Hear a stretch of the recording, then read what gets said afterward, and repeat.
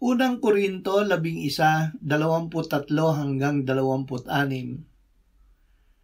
Tinanggap ko sa Panginoon ang ibinigay ko naman sa inyo, na ang Panginoong Hesus ng gabing siya ipagkanulo ay dumampot ng tinapay. At nang siya ay makapagpasalamat, ito ay kanyang pinagputol-putol at sinabi, "Ito'y aking katawan na pinagputol-putol para sa inyo. Gawin ninyo ito sa pag-aalaala sa akin." Sa gayon ding paraan ay kinuha niya ang kopa pagkatapos maghapunan na sinasabi, "Ang kopang ito'y siyang bagong tipan sa aking dugo. Gawin ninyo ito tuwing kayo'y iinom nito sa pag-aalaala sa akin.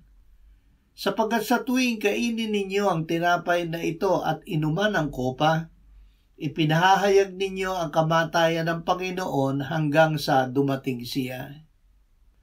Kunin, kainin at inumin. Ibinigay ng Panginoong Hesus ang kanyang katawan at dugo upang ating kunin, kainin at inumin. Tuwing kinukuha, kinakain at iniinom natin ang kanyang katawan at dugo, ay ipinapahayag natin na siya ay namatay para sa ating kasalanan, muling binuhay at iniakyat ng Ama sa kanyang kanan sa langit. Gawin natin ang pagpapahayag na ito hanggang ang Panginoon ay magbalik.